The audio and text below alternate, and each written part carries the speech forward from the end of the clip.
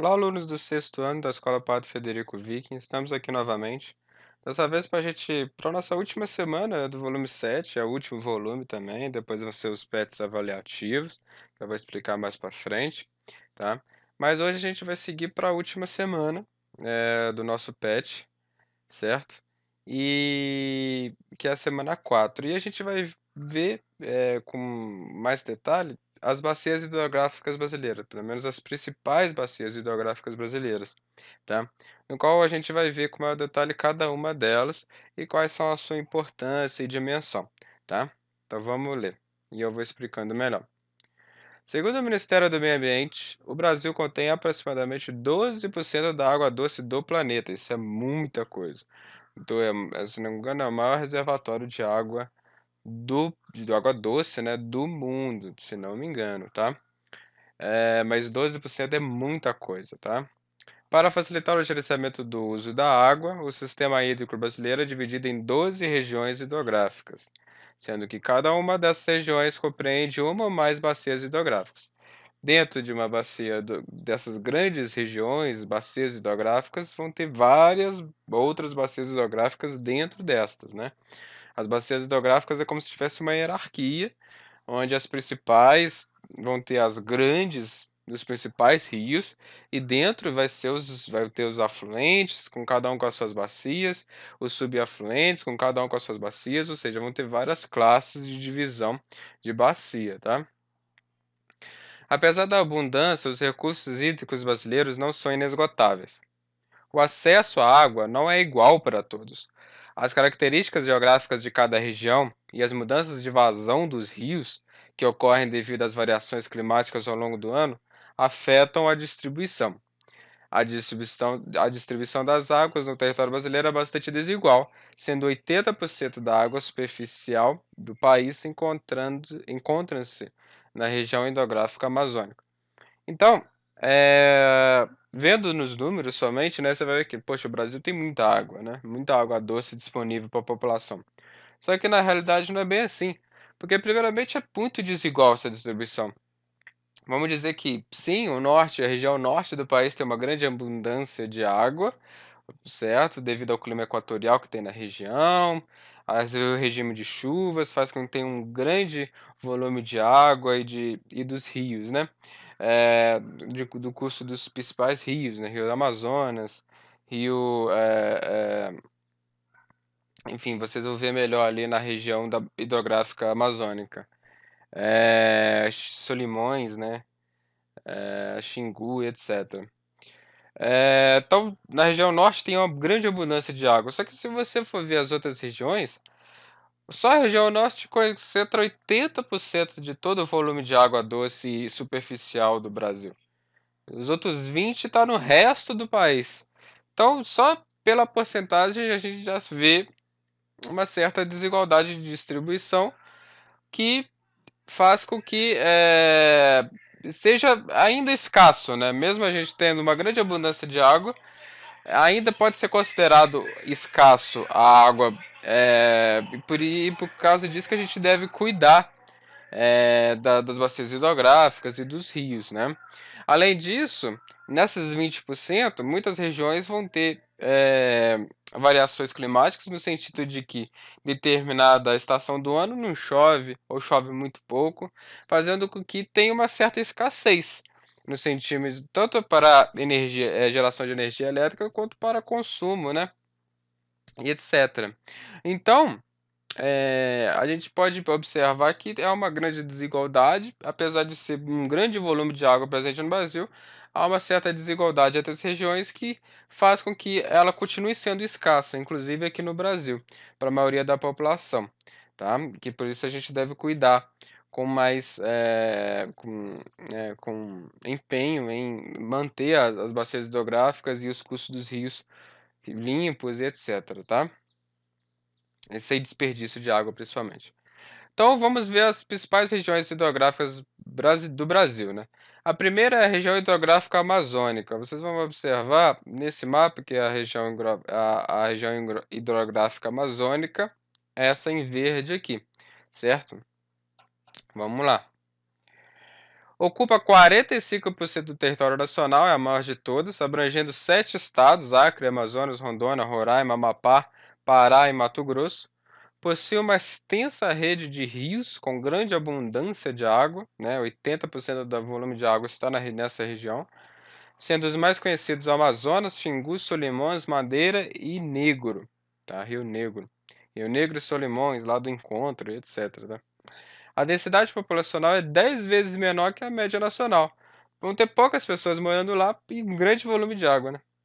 Entretanto, a região concentra 81% da disponibilidade de águas superficiais do país. Foi o que eu falei, é muito desigual. Cerca de 85% da área da região hidrográfica amazônica permanece com cobertura vegetal nativa, que é a floresta amazônica, tá? Região hidrográfica do Tocantins-Araguaia. Vamos ver qual que é essa aí. Região hidrográfica do Tocantins e Araguaia. É essa região aqui, tá? Em verde mais claro. Corresponde a 10,8% do território brasileiro, abrangendo 6 estados: Goiás, Tocantins, Pará, Maranhão, Mato Grosso e Distrito Federal. Na região estão presentes biomas da floresta amazônica ao norte e noroeste e cerrado nas demais áreas. A precipitação média anual da região é bem menor do que a média nacional, possui grande potencial turístico em relação à pesca esportiva, turismo e ecológico. Praias fluviais, a maior ilha fluvial do mundo, a Ilha Bananal, o polo turístico de Belém, o Parque Estadual do Jalapão, Tocantins, e o Parque Nacional da Chapada dos Veadeiros, em Goiás, reconhecido pelas belas cachoeiras. Então, tá aí a região hidrográfica do Tocantins e Araguaia, tá? Dá para observar que tem rios importantes, como o próprio rio Tocantins, né, se não me engano, e o rio Araguaia, que dá o nome à bacia, né?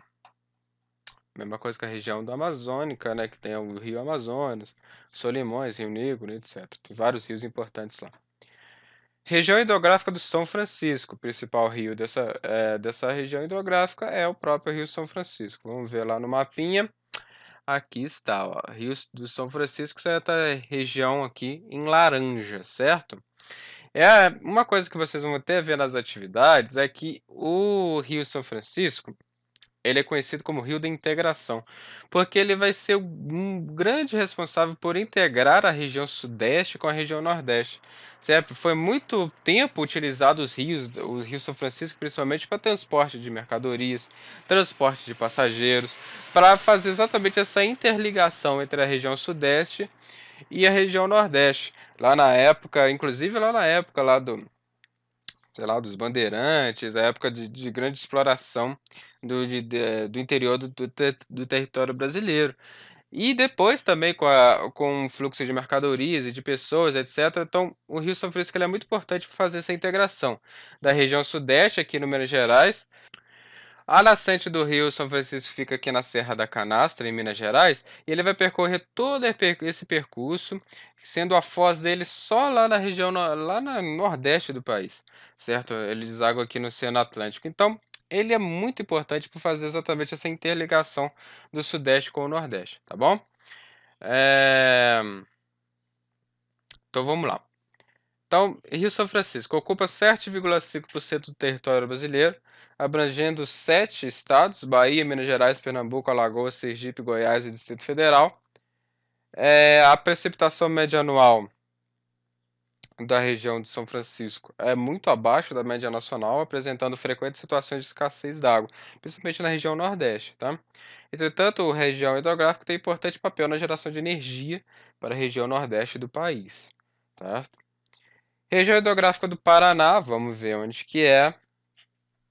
Região hidrográfica do Paraná, esse em roxo aqui, esse roxo bem escuro, até um azul, né? Esse roxo bem escuro aí.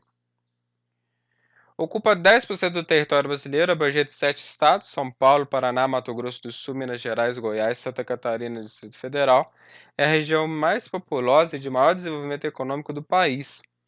Por isso, possui maiores demandas por recursos hídricos, tendo como destaque o uso industrial. É também a região com maior área irrigada e maior aproveitamento do potencial hidráulico disponível. Então, essa região é a região mais desenvolvida, considerada a maior desenvolvida do país, né? questão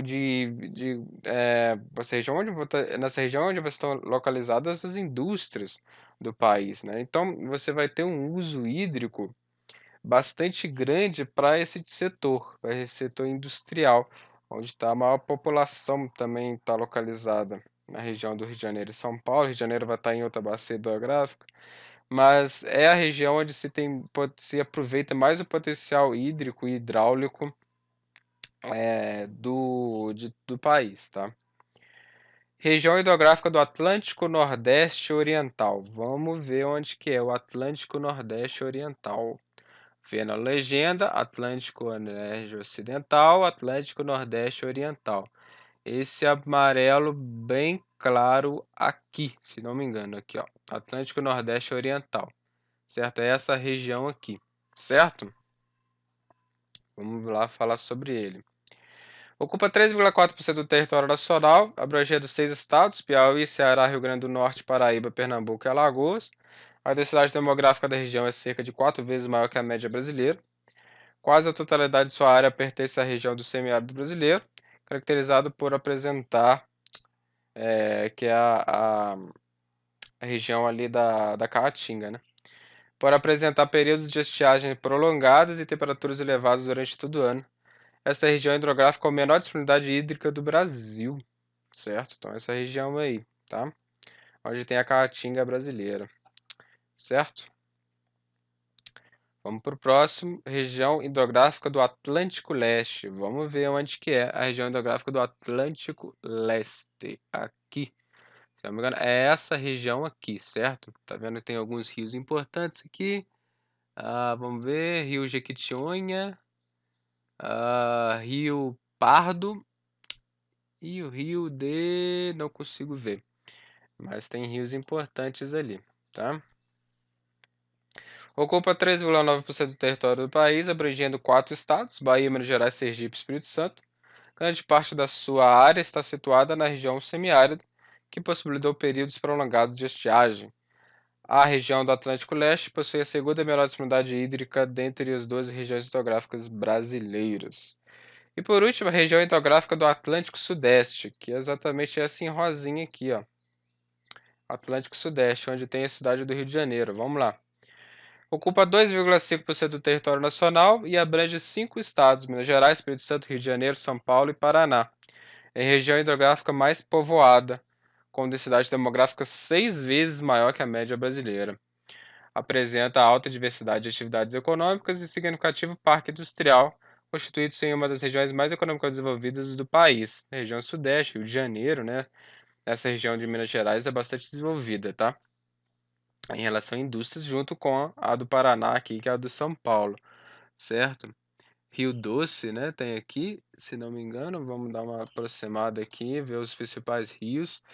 Rio Doce, Rio Paraíba do Sul, sim, Paraíba do Sul, que o Rio Paraibuna é uma afluente da Paraíba do Sul, tá? Então é isso, tem mais regiões, né? Só que ele não falou de todas, certo? Mas essas são as principais, tá? Então a gente viu um aspecto geral, né? As principais bacias hidrográficas, regiões hidrográficas, a gente tem os principais rios brasileiros, tá? Então vamos para as atividades. Número 1. Relaciona as características apresentadas de acordo com a bacia hidrográfica correspondente. Então aqui você tem vários textinhos, tá vendo? Ocupa 45% do território nacional. Aí, letra B, a região mais populosa do país, não sei o que. 10% do território brasileiro, outro é 10,8%. O que que você vai fazer? Você vai pegar o que está escrito aqui, certo? E comparar com todos esses daqui, até achar o que bate certinho. Tá vendo? Lá é 45%, aqui é 45%, tá? A região hidrográfica amazônica. Você vai ver que vai bater certinho as informações que tá lá com alguma dessas daqui. Só você comparar uma com a outra e você vai achar qual que é a bacia hidrográfica correspondente que está falando em cada letra, tá?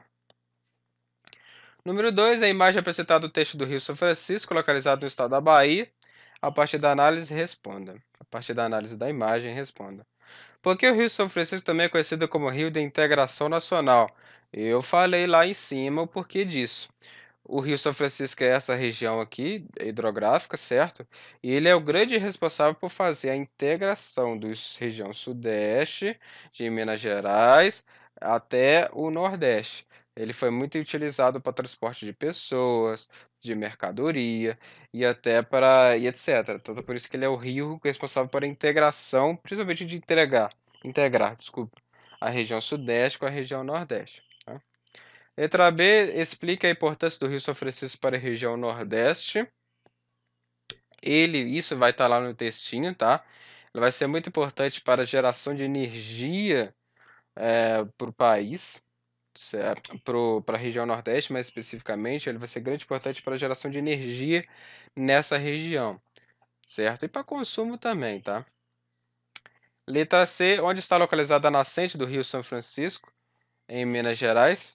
Eu já falei, fica na Serra da Canastra, tá? Se quiser só dar uma pesquisada no Google, onde que é a nascente do Rio São Francisco. Vai estar lá, Serra da Canastra, tá?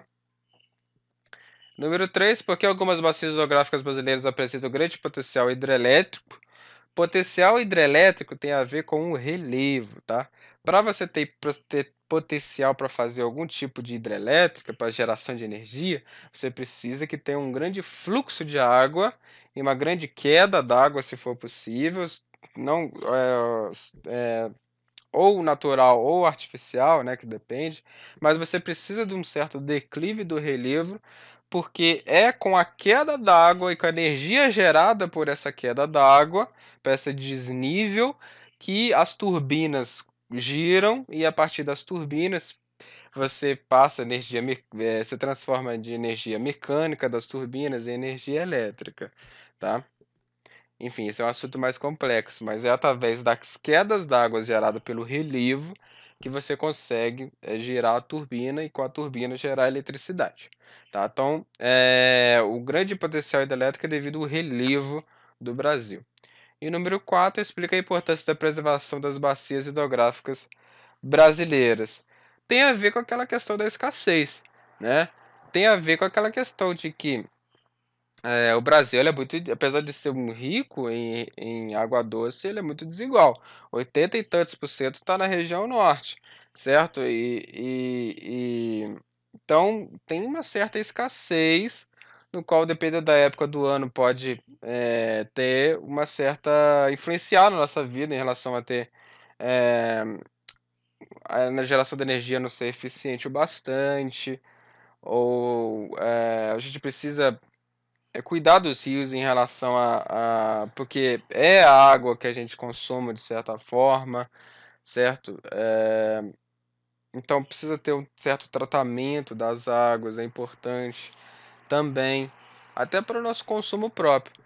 Mas é importante manter por causa disso, por causa não só para manter toda a vegetação nativa e etc., mas também para cuidar dos rios, né? Para a gente não sofrer com a escassez de água, para a gente não sofrer com escassez de água, tanto no sentido de geração de energia, quanto para consumo, tá? Então é isso, gente. Aqui acaba o volume 7, semana 4, tá? É o último conteúdo que a gente vai ver, se não me engano, certo? E depois a gente volta com os PETs avaliativos. Espero que vocês tenham gostado e até a próxima aula.